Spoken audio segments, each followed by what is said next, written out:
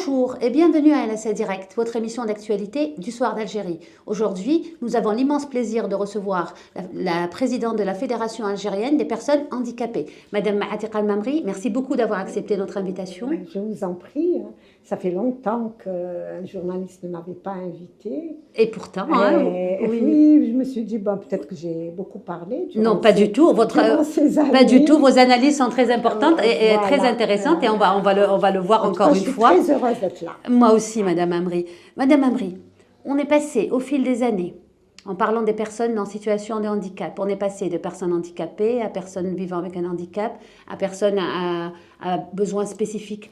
Qu'est-ce que vous préférez, vous, comme appellation?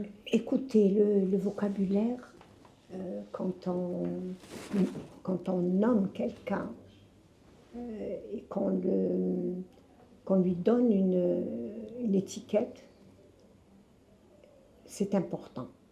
C'est important par rapport, moi, si on me dit que je suis quelqu'un à besoins spécifiques, je me sens totalement marginalisée.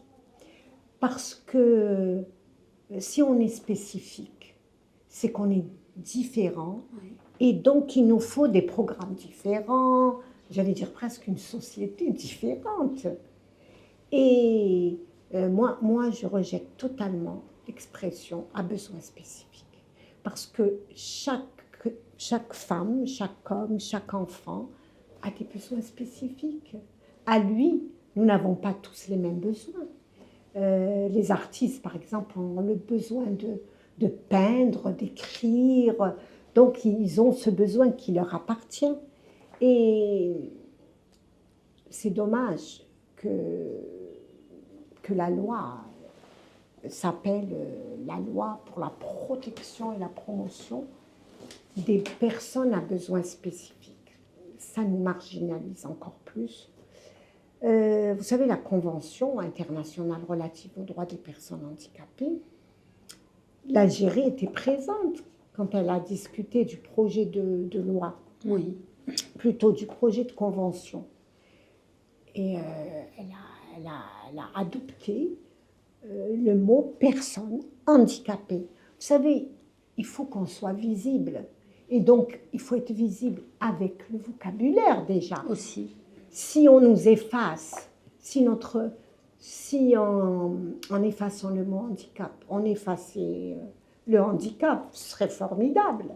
Mais hélas, il est là, et là, il est masqué, parce que besoin spécifique, et vous savez, dans la Constitution, c'est vrai que le juriste n'a pas cette compréhension des situations de handicap. Donc, il a utilisé le mot à besoin spécifique. Mais, je l'ai dit à la PN, quand on nous a invités pour discuter de la loi, du projet de loi, c'est qu'après, il y a, comment on appelle ça, après cet article qui dit l'État protège les citoyens à besoins spécifiques. Juste après, il est dit que les personnes à besoins spécifiques, c'est les personnes âgées, c'est les orphelins, c'est les femmes violentées. Et donc, c'est très large. Mais nous, dans cette loi algérienne qui a été adoptée par la PN et qui est maintenant parue sur le journal officiel, on dit des personnes handicapées que ce sont des personnes à besoins spécifiques, comme je vous dis, alors qu'il y a d'autres personnes qui ont été citées dans la Constitution. On l'a dit aux députés. Mais bon, vous savez, nous, on a une expertise de notre situation.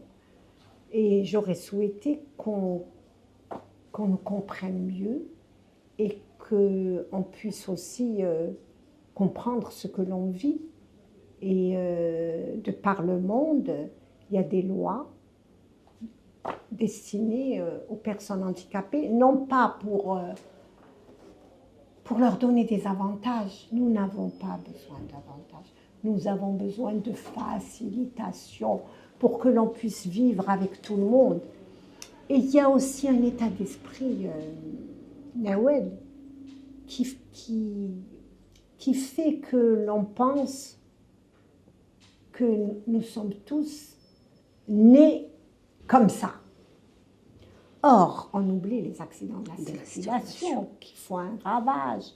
Moi, à chaque fois que je lis sur les journaux 33 blessés graves, je me dis, mon Dieu, combien de paraplégiques, combien d'amputés, combien de traumatisés crâniens, parce que nos accidents sont horribles.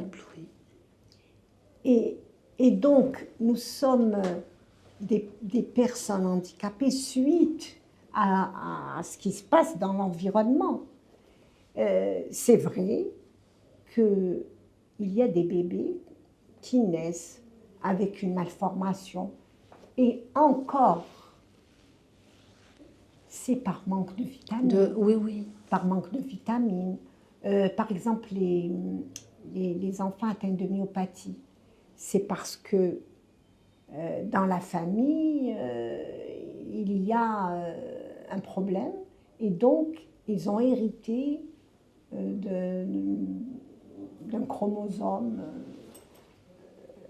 qui fait que après 4 générations, ils portent la maladie, mais elle ne s'est pas déclarée.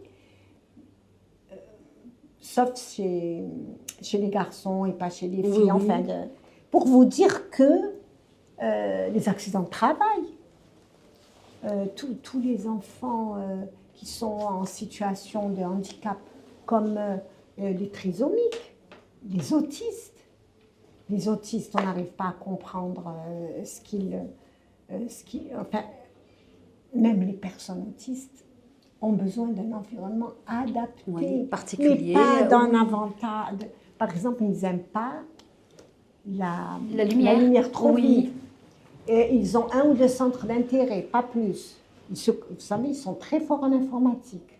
Oui, c'est des personnes très intelligentes. Oui, c'est des spectres et donc, c'est notre monde, notre société qui n'est pas adaptée à leurs besoins. Oui. Vous voyez la différence. Donc, ماشي كاع اللي ولدونا مكروشين comme ça.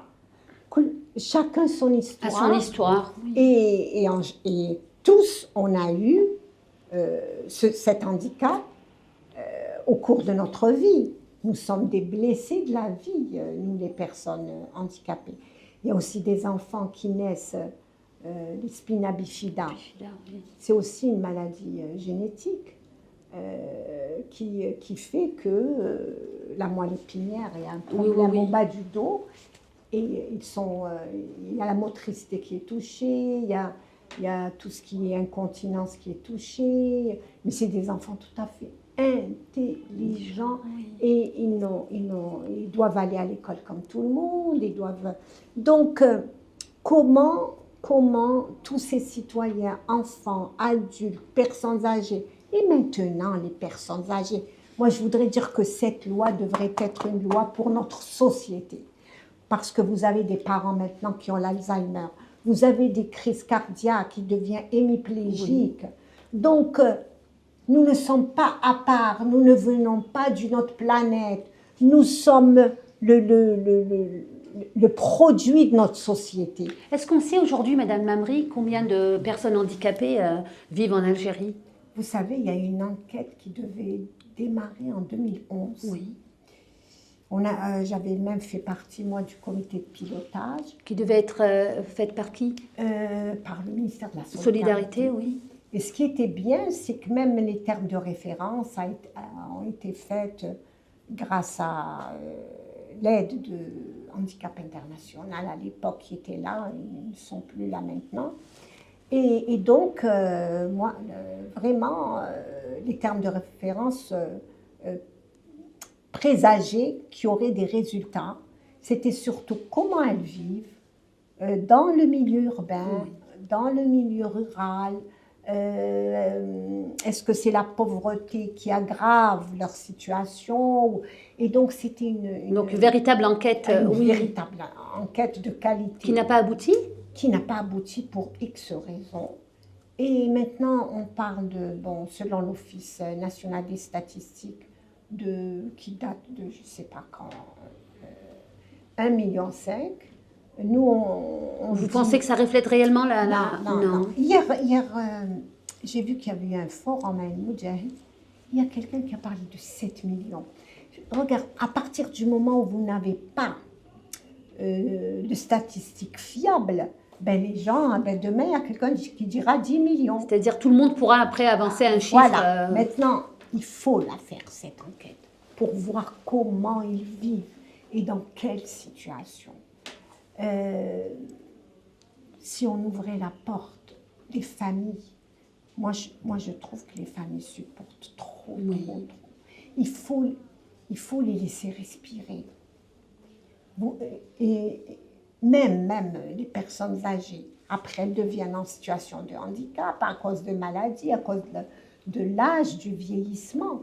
Donc tous on est concernés par cette loi. Ce n'est pas une loi pour les personnes handicapées, c'est une loi pour toute la société algérienne qui a des parents qui vieillissent avec Alzheimer maintenant, c'est incroyable. Les gens eux-mêmes vont vieillir. Il y a les accidents de la route, il y a les accidents du travail. Le travail, oui. Moi, je reçois des gens, hop. Une chute et puis...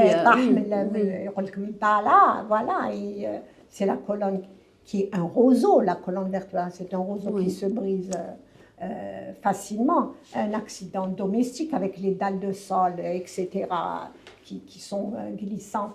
Donc, comment faire pour que cette loi, au-delà des vœux pieux, parce que c'est bien, si vous voulez, quand vous lisez comme ça, vous vous dites, les juristes, celui qui a à la fin synthétisé cette loi, est généreux. Maintenant, comme je vous disais, ça ne doit pas rester des vœux pieux. Comment? Parce qu'il faut comprendre que ce n'est pas une question de pension. Qui m'aide à la maison? C'est ce qu'il faut se poser comme question. Comment je dois descendre de mon immeuble? Donc, je dois avoir un ascenseur, je dois avoir une auxiliaire de vie à domicile. Est-ce que je trouve un transport? Vous savez, maintenant, il faut rapidement le remonter dans un bus, prendre un taxi. Qu'il y ait des bus aménagés. J'arrive à appeler j'ai fait la proposition, j'espère qu'ils vont la prendre en compte, que tous les, je ne vais pas nommer, que tous les taxis là, qui maintenant rapides. Ah oui. Les applications, voilà, les VTC, oui. Ceux-là, dans le cahier de charge, il faut qu'ils aient des véhicules aménagés. Je pense aux personnes qui circulent en chaise électrique. Surtout les personnes atteintes de myopathie, elles peuvent pas sortir du fauteuil, se mettre dans un taxi, parce qu'elles ont une maladie musculaire. Il faut qu'ils rentrent avec le fauteuil, avec leur fauteuil électrique. Donc, faisons en sorte qu'on ajoute 2, 3, 4. Vous parlez de tous les problèmes de mobilité, d'accessibilité. Vous voyez d'évoluer dans un environnement qui n'est pas hostile, parce qu'il l'est, avec des trottoirs défoncés. Voilà, et qui facilite. Cette personne qui a une myopathie, mais qui a pu aller à l'université parce que la maladie l'a atteint un âge un peu avancé, qu'elle puisse arriver au niveau de son travail, quel est son bureau adapté, quel est un ordinateur qui lui permet, peut-être avec la voix maintenant, avec l'éthique. C'est ça le handicap, c'est ça, ce n'est pas... que l'environnement s'adapte et qu'on ouvre les portes pour lutter contre l'isolement et la marginalisation de ces personnes qui sont parmi nous, qui sont très nombreuses et qu'on ne les voit pas. Ce qui est... il y a quelqu'un qui m'a dit, Madame El Mamri, vous avez une autopsie de la société algérienne. Ben oui, parce que Ils sont emprisonnés dans leur appartement. Parce qu'ils ne peuvent pas sortir. Ils ne peuvent C'est pas difficile sortir. de faire descendre quelqu'un en fauteuil roulant Regardez, quand on n'a pas d'ascenseur. pour reprendre une vie Oui. active, après un accident de la circulation, excusez-moi si je vais un peu parler de moi. Non, mais allez-y, Mais, votre expérience peut. Oui. Vous savez, c'est pas facile. Premièrement, moi j'ai vécu 8 ans au premier étage. Oui. Heureusement que j'étais dans un quartier populaire. J'avais pas de problème parce que les petits jeunes. Mais il fallait aussi se rendre à son travail. Donc je faisais la chaîne devant la station de taxi. Et puis les gens, écoutez, ils ne prenaient pas en compte que j'attendais, que j'avais pas de priorité. Et après, à mon travail, il fallait que, heureusement, c'était accessible. Mais même chez moi, après maintenant j'ai trouvé un appartement, j'ai mis un plan incliné. Oui, pour pouvoir. J'ai ouvert là où il y a le balcon, parce que le balcon était bas. Je suis très bien, mais pour vous dire que tout ça, je l'ai fait toute seule. Et la jeune fille qui m'aide, je la paye, ce qui est anormal. Oui. Et je me dis, est-ce que j'aurai toujours... C'est-à-dire c'est la double peine. Parce qu'on n'est pas Oui. autonome. Moi, je parle de ceux qui ne sont pas autonomes. Quand le handicap vous rend dépendante de plein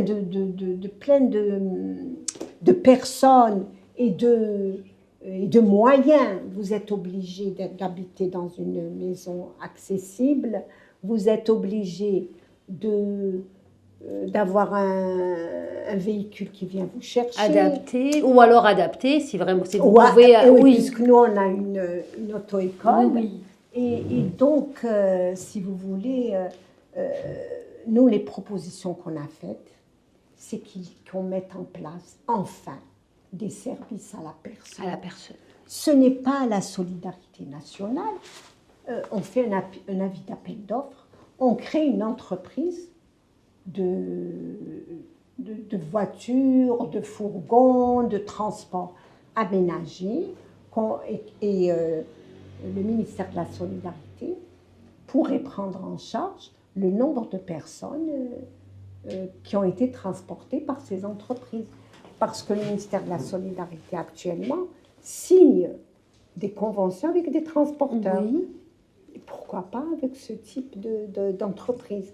Il faudrait aussi créer une entreprise qui forme des auxiliaires de vie à domicile, avec, bien sûr, avec la sécurité sociale, et qu'on puisse mettre en place ce type de service aux familles. Lesquelles familles souffrent beaucoup, parce que ce n'est pas évident Vous aussi savez, de prendre en charge une personne. Vous savez, c'est au-delà de ce que peut supporter un être humain. Moi, j'ai vu des mamans mourir d'épuisement. Quand vous avez 2 ou 3 enfants atteints de myépathie, quand vous êtes privé de tout, ça fait 2 jours, une journaliste m'a appelée parce que j'ai demandé à la voir. Et j'ai su qu'elle avait un enfant autiste et une belle-mère Alzheimer. Parce qu'on a commencé à discuter. Mais elle avait très peur. Elle m'a dit, je ne veux qu'il soit dans aucun centre, j'ai peur pour lui, c'est nous qui le prenons en charge, c'est mon mari qui le garde. J'ai dit, mon Dieu, ce que supporte là, avec les autres enfants, et journalistes, et qui travaillent. Parce il faut aussi pouvoir faire face au quotidien et, vous savez, et aux dépenses que cela peut engendrer. Comment voulez-vous qu'on ait des familles équilibrées, qui vivent harmonieusement, quand autour d'elles, il n'y a rien. Rien n'est fait pour faciliter. Pour les laisser respirer, il n'y a pas des relais. Il y a des mamans qui me disent, je ne peux pas me faire opérer, chez qui je vais le garder? Qui va me le garder? Il faut qu'il y ait des relais au moins pour 15 jours. Et elles viennent me voir, mais que voulez-vous que je leur dise? Que vous puissiez faire, oui. Et même maintenant, on m'appelle de l'étranger en me disant je vais venir, est-ce qu'il y a une voiture aménagée que je pourrais louer? Donc j'ai mis Le besoin est là. Donc, le oui. besoin je dirais presque toute la société. Oui. Et c'est pas je répète, ce n'est pas une loi pour les personnes handicapées, c'est pour tout le monde. Parce que vous aurez un papa, vous serez vous-même, Inch'Allah, en incapacité, vos voisins, dans la famille, parce que nul n'est à l'abri, tout simplement. Absolument, Oui. absolument. Et donc, il faut quand même... Donc l'urgence, Madame Mamri, pour vous, c'est vraiment offrir à ces personnes vivant avec un handicap une autonomie financière, pouvoir se mouvoir, pouvoir travailler. Et avoir de l'aide. Oui, et avoir de l'aide pour ceux qui en ont besoin. Oui. Celles qui ne sont pas autonomes, pour pouvoir vaquer à leur occupation et pour participer avec la société. Participer à la vie publique, sortir, faire du sport. Moi, je me rappelle, j'ai été à la plage, ça fait 2 ans, à Tikzir. Donc, j'ai été, je ne me suis pas baignée. Quand j'étais jeune, je me baignais.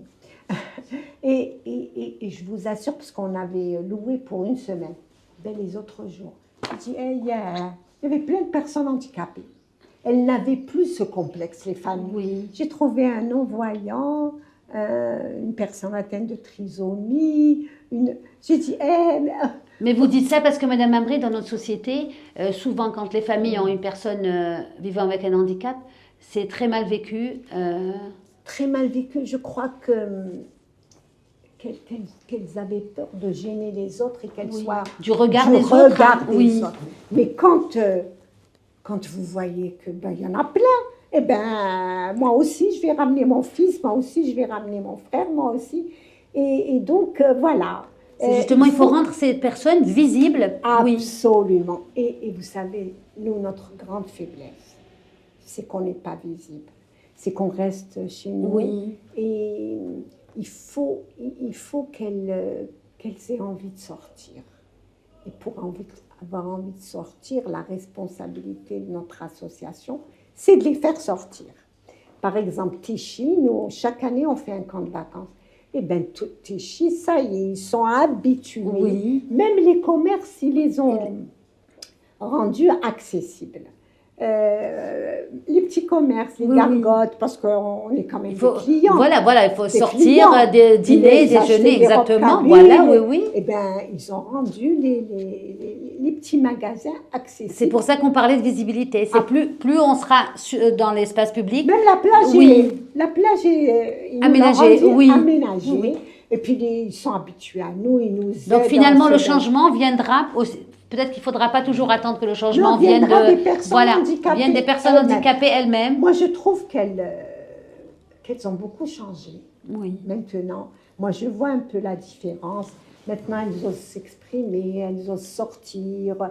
Nous, on a tout un groupe de femmes à qui on a fait des séances de coaching, qui sont venues toutes belles, toutes maquillées, qui disaient oui, il faut accepter. Oui. Parce que quand vous savez qu'elle a passé son permis, qu'elle travaille dans une petite échoppe, elle est en chaise roulante, elle a fait des petites économies.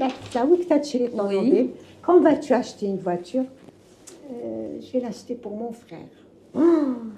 Mais il faut dire qu'elle le mérite, que c'est son argent. Pourquoi le donner à son frère? Vous savez, on essaye un peu. Et je voulais quand même insister sur une chose, c'est qu'il faut associer. Maintenant, on a beaucoup d'espoir. Vous parlez de la loi, qui a été promulguée, qui est parue au journal officiel le 20 février. Oui. Nous avons quand même une ministre qui est très ouverte. Moi, j'aime bien son sourire. Il faudrait justement que, grâce à cette ministre, qu'on nous associe au décret d'application. Parce qu'il y en aura certainement, oui. Il va y en avoir. Oui. On nous a dit qu'on allait... Et donc, on va proposer... Des mécanismes, des dispositifs, des mécanismes, des entreprises d'aide. Et justement, je voulais vous informer qui a un labo, qui a mis en place une équipe mobile de soins à domicile. Bien sûr, pour les escarres, pour ceux qui ont des problèmes de poche, de colostomie et qui ont des problèmes, pour ceux qui ont des problèmes urinaires par rapport à leur sonde, aux poches à urine et tout. Et ça fait 2 jours, le stomatologue, oui, je crois que c'est stomie. Celui qui s'occupe des personnes qui ont des poches, il voulait me montrer les escarres qu'il avait trouvés quand il va. J'ai dit, mais chauffe, vous savez, des cavernes dans le dos. Pourquoi? Parce que c'est difficile d'accéder aux soins, Madame Mamry, quand on est sur fauteuil ou quand on est à mobilité réduite. Surtout quand vous avez des escarres. Les médecins n'aiment pas ça. N'aiment pas ça parce que ça demande des mois et des mois de soins. Moi, je trouve qu'il faut faire beaucoup de prévention. La moindre rougeur, tout de suite, il faut frictionner. Maintenant, il y a des pansements, il y a des lotions. Il faut que la personne elle-même s'auto-éduque et prenne les mesures qu'il faut. Donc, moi, je salue cette initiative qui est gratuite. Vous prenez rendez-vous et c'est tout Alger. Bon, ils n'ont pas tellement voulu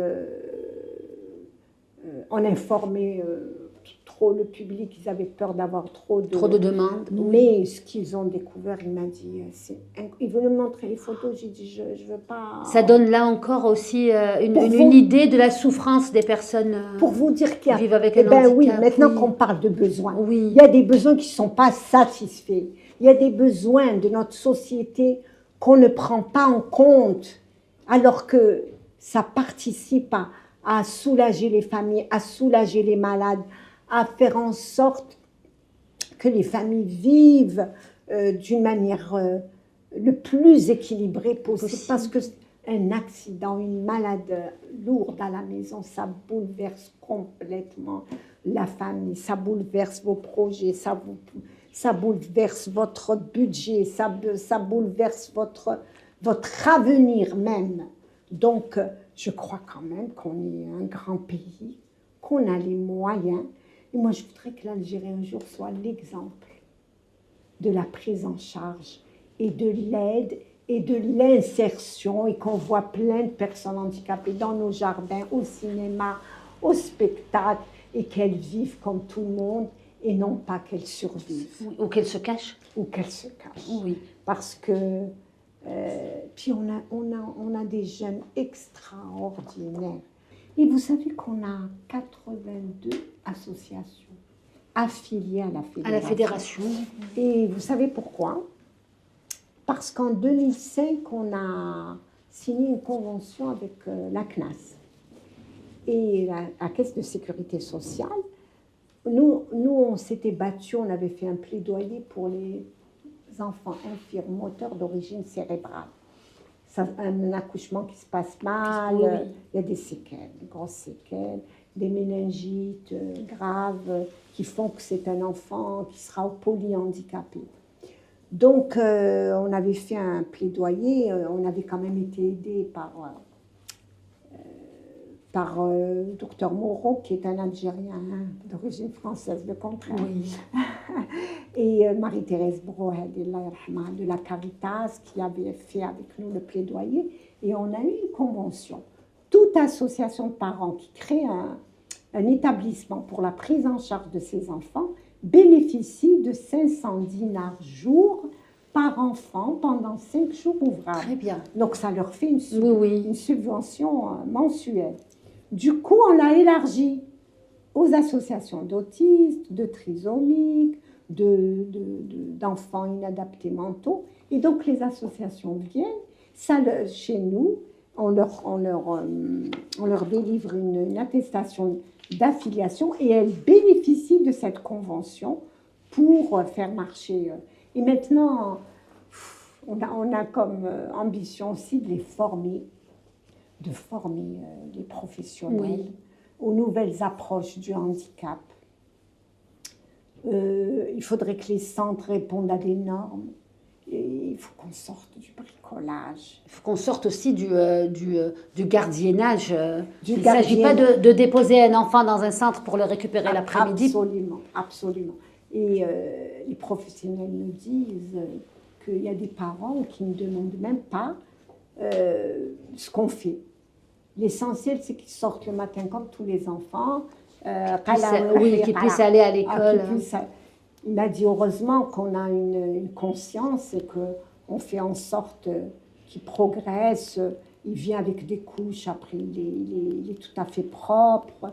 Il y a un changement extraordinaire. Et en parlant de l'école, Madame Mamri, vous avez encore des parents qui vous disent, je suppose, qu'ils ont des difficultés à scolariser leurs enfants. Je parle évidemment des enfants qui peuvent être scolarisés qui peuvent suivre avec tout le monde, oui.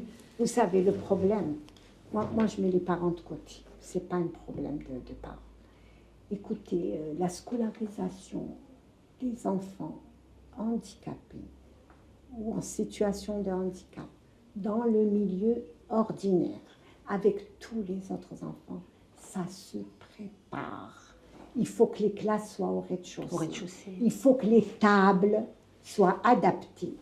Il faut que ceux qui ont des difficultés pour écrire, qu'on puisse en amont leur apprendre à utiliser un ordinateur, puisqu'on parle d'équiper toutes les classes avec des ordinateurs. Équipons d'abord les personnes qui en ont le plus besoin. Besoin en urgence. Tout ça, ça se prépare. Il faudrait que cet enfant, qu'on fasse un diagnostic de sa situation, où il habite. Il ne faudrait pas qu'il soit trop loin de l'école. Il faut déjà... Tout ça, ça se prépare avant son admission dans l'école ordinaire. Parce que vous savez, c'est une exclusion masquée. Il entre la première année. Ils les mettent au fond de la classe. Je me rappelle un petit myopathe qui habitait l'Ibrahim. On avait fait une enquête et on a fait parler les enfants. Il m'a dit, moi j'étais présente, quand je lève le doigt, elle me dit, Tamared, tu es malade. Et alors, il tapait avec le stylo sur sa table pour se faire entendre. Elle a enlevé la table. Et donc, je disais, il tapait sur la table pour se faire entendre par la maîtresse. Oui. Et elle lui a enlevé la table. Et je me rappelle aussi un enfant IMC à Bourg-Jumlaï. Il y avait une petite fête comme ça. On avait terminé un projet. Et je lui ai dit, alors, et toi, qu'est-ce que tu veux? Il m'a dit, je veux ne pas que mes affaires ne tombent pas par terre. Je veux une table parce que les petites tables là ne sont pas adaptées. Oui. Sont pas. Regardez, il m'a dit, je veux que mes affaires ne tombent pas par terre parce qu'il ne pouvait pas les ramasser. Donc, une inclusion scolaire, comme on en parle maintenant, ça se prépare et c'est le ministère de l'Éducation qui est responsable. Qui doit s'adapter aux besoins des enfants sans discrimination. Et une fois pour toutes, mettre en place un département qui offre à cet enfant qui va venir les moyens à égalité de chance avec les autres enfants. Qu'est-ce que l'égalité? Une table, qu'est-ce que l'égalité de chance? Une table adaptée, un ordinateur adapté, si je ne peux pas... Voilà, écrire, oui. Pour les enfants autistes, c'est autre chose. Parce que dans tous les pays au monde, il y a des plans autistes. C'est-à-dire, parce qu'il y a beaucoup de santé dedans. Oui. Et donc, dans le plan autiste, il faut que ces enfants, moi j'ai vu ça au Liban, il y a d'abord une étape, des centres, ce qu'on appelle passerelles, où les enfants apprennent à être autonomes, font le plus de progrès possible pour être autonomes. Pour ensuite pouvoir... Et de temps en temps, les immerger avec des autres enfants dans l'école ordinaire pour qu'ils se socialisent. La socialisation de l'enfant est très importante. Et j'aime, dans cette loi algérienne, il parle beaucoup de recherche. Ça, c'est le ministère de la Santé. Nous, le problème de cette loi, c'est que ces gens-là sont là. Nous sommes là. Nous sommes vivants. Il faut nous donner les moyens de vivre avec vous partout, dans tous les lieux publics, là où on veut aller. Ce n'est pas l'hôpital qui est notre destination unique, comme le jour où les Tusa avaient mis un fourgon offert par son attrape. C'était destination hôpital, pas plus. Bon, il a disparu, hein, je ne sais pas ce qu'il est devenu. Et donc, arrêtez de nous voir comme des malades. Comme des personnes malades, oui. Juste malades, oui. Juste malades. Voilà. Oui. Non, nous pouvons attraper le diabète, nous pouvons attraper... D'ailleurs, j'ai une petite tension, moi, qui, quelquefois, avec tout ce que j'absorbe comme misère, comme tous les gens qui viennent, oui, vous voir. On n'a pas un moment où il nous faut tous, hein, vous journalistes et tout, vous devez voir aussi des situations qui font mal au cœur et que vous absorbez et qui impactent sur votre santé. Certainement, donc il faut qu'on se trouve des bulles comme ça, de repos, de relais, pour après avoir plus de force pour aider les autres. Donc, je disais que, vous savez, l'inclusion, c'est une affaire de professionnels. Il faut qu'on ait des agents d'insertion qui sachent dire, voilà les normes, voilà ce qu'il faut faire pour que la classe soit accessible, que le logement soit accessible. Vous savez, les rampes là qu'on met devant les mairies, elles sont comme ça. Oui. Moi-même, je ne vais pas y monter parce que elles sont... mon accompagnateur risque de tomber, oui. Il faut qu'on se dise qu'il faut qu'on aille toute seule, qu'on sorte tout seul. L'autonomie. Oui. Pourquoi est-ce que moi, à la poste, je dois emmener quelqu'un qui sait combien d'argent je vais sortir, combien j'en ai. Oui. On a une vie privée, on a le respect de notre de la vie privée. De la vie privée. Et donc, l'autonomie ne peut venir qu'avec l'aménagement de l'environnement. Quand je dis environnement, c'est tout ce qui est urbain, tout ce qui est matériel, qui nous convient. Vous savez, il y a des gens qui sont bloqués de la colonne. Eh bien, il y a des moyens pour ramasser. Tout ça, on ne l'a pas. Il faut réfléchir à mettre en place une structure pour adapter. Vous savez, moi, on m'avait appris à couper ma viande. Bon, je le faisais maintenant, je suis paresseuse. Et j'avais réussi, hein. J'ai 2 gadgets avec du velcro où on met le couteau, la fourchette bon, j'avais été rééduquée à l'époque.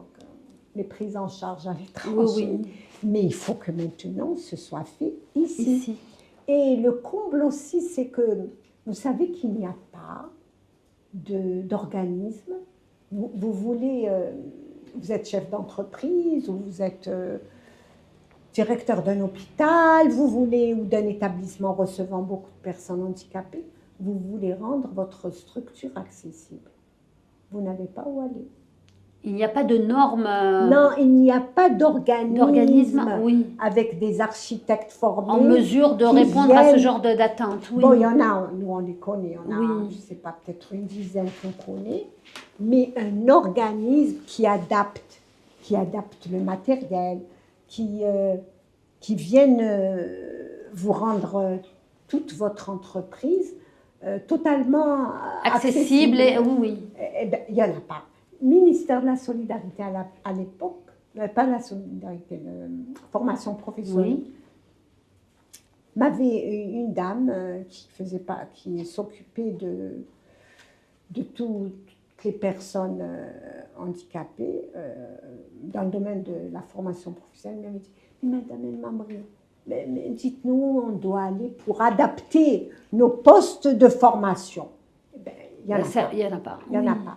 Et donc, vous voyez qu'il manque tous ces organismes qui permettent aussi de proposer et d'aider tous les organismes à rendre accessible leur environnement. Il manque, il est faux maintenant. On est quand même très en retard. Et toutes ces lois qui donnent des avantages au lieu de donner des droits, de participer avec tout le monde dans la société, oui. Ces lois manquent. Je leur ai dit, pourquoi vous mettez TESTEFI? Il fallait mettre facilitation des personnes handicapées. En arabe, il fallait mettre TESHIL et non pas YESTEFID. Ça, c'est la vision, Madame Mamri, un peu voilà, de charitable. Oui. Même si vous me donnez 20 millions et qu'il n'y a pas d'ascenseur. Voilà, ça ne changera pas votre vie plus que ça. Oui. Oui. Donc, autour de cette personne, il faut comme ça des équipes mobiles à domicile parce que, vous savez, pour une grippe, on ne peut pas se déplacer. Ce qu'il faut, c'est un étage, il faut un taxi qui accepte. Quand on sait que la majorité des médecins installés au privé sont dans des immeubles, pas tous au rez-de-chaussée. Absolument. Et que les polycliniques, j'en ai vu. Oui, des escaliers, empire. Oui. Genre, je ne sais pas, l'année là, de 1800, comment on appelle ça? Comme ça, des escaliers. Oui. Ça ne facilite pas et puis quand on est malade. Quand on est malade, comment pouvons-nous monter? Je ne parle pas de handicap. Voilà, sans handicap. Et donc, en priorité, dans l'architecture, on vous dit on rend accessible, il faut rendre accessible. Avant 2030, les ODD. On est en 2025, Madame Mamri, il ne reste que 5 ans, oui. Il faut que tous les établissements recevant du public soient accessibles. Et vous pensez qu'on peut y arriver en si peu de temps? Bien sûr, oui. Parce qu'on a quand même, notre organisme de normalisation, l'IANOR. Oui. Ils font un très bon travail. Nous sommes au niveau des standards internationaux, au niveau de l'IANOR. D'ailleurs, il y a une nouvelle norme. Ils m'ont appelé. Ils m'ont dit, elle a été enregistrée au niveau de l'IANOR. Donc, il faut aller à l'IANOR. Il n'y a plus qu'à appliquer. Il n'y a plus qu'à appliquer. Et il faut se lancer des défis. 2030, il faut que tout en premier, les établissements recevant du public et les établissements aussi recevant des personnes en situation de handicap et donc à mobilité réduite. Pourquoi on utilise le mot mobilité réduite? C'est les architectes. Parce que pour eux, c'est le parcours des personnes. Donc, il faut le logement soit accessible, il faut que les transports soient accessibles, et il faut, là où il arrive, il faut que ce soit accessible. Si en bas, c'est accessible, que mon bureau, le bureau que je cherche est au 3e étage, ça ne sert à rien. Donc, tout ce qu'on appelle tout le parcours de la personne handicapée. Oui, Madame Mamri, on a parlé de l'école, du travail, de la rue. Qu'en est-il de l'accès à la vie politique? J'aurais voulu être un personnage politique. Sincèrement, j'aime bien. Je m'intéresse beaucoup à la politique. Maintenant, nous, on a essayé d'encourager un jeune qui était handicapé et on s'est dit, on va l'aider. Donc, on a ramené des bus, la fédération, on a participé à son meeting. Il était candidat, vous voulez dire, à une élection? Oui. Oui, et il a été élu. À quel poste? C'était d'accord, la députation. Oui. Malheureusement, il me disait, je vais mettre un bureau dans votre bureau et vous... J'ai dit, moi, je vous donne les lois et vous vous battez pour... Il faut se battre, oui. Ça n'a pas marché. Ça n'a pas abouti. Ça n'a pas abouti parce que, bon, vous savez, il n'était pas handicapé, voilà, dans le sens où il avait des difficultés. Il se déplaçait facilement, et aussi ses ambitions ont pris le dessus. Rien n'empêche qu'une personne en fauteuil Maintenant, roulant soit au niveau de l'APN ou même, pourquoi vous pas savez, ministre. c'est pas refusé. Oui, hein. oui. C'est pas refusé. Oui, Sincèrement, c'est ouvert. oui. C'est ouvert. Maintenant, quel est le chemin pour y arriver? Moi, je ne sais pas. Mais sincèrement, j'aurais aimé en fin de carrière, essayer de planter quelque chose. Et j'aimerais être conseillère, comme ça, gratuitement. Dites-moi, j'ai vécu 30 ans, si ce n'est plus, je dis 30 ans pour ne pas dire plus. Et j'ai une expertise qui est reconnue à l'international. Oui. On m'invite. Et justement, j'ai reçu une invitation où je suis prise en charge totalement, moi et mon accompagnatrice, pour assister au sommet de la société civile et au sommet du handicap à Berlin, le 1, 2 et 3 avril. Oui. Donc voilà, je vais représenter l'Algérie. Je suis l'ambassadrice de l'Algérie et je vais dire oui, tout notre plaidoyer, cette société civile si vivante, qui en veut, qui se bat, mais qu'il faut prendre au sérieux. Quand elles sont sérieuses, les associations, quand elles ont quelque chose à proposer, quand elles ont fait des analyses, des études, qu'elles ont écrites, oui, il faut avoir un bilan. Et moi, je suis fière d'avoir un bilan. Ce n'est pas une page vierge. La dernière fois, on a voulu à la fédération, avec toute notre équipe, dire qu'est-ce qu'on a fait. Eh bien, c'était comme ça. Ah ben, c'est très bien, Madame Amri. Et les pouvoirs publics nous ont écoutés. Je vous assure que les pouvoirs publics vous écoutent quand vous êtes sérieuse et que vous avez de bonnes propositions. Eh bien, sur cette note très positive, et puis on vous remerciera, Madame Mamri, d'avoir accepté notre invitation, d'avoir répondu à toutes nos questions, en vous souhaitant beaucoup de courage dans tout ce que vous entreprenez.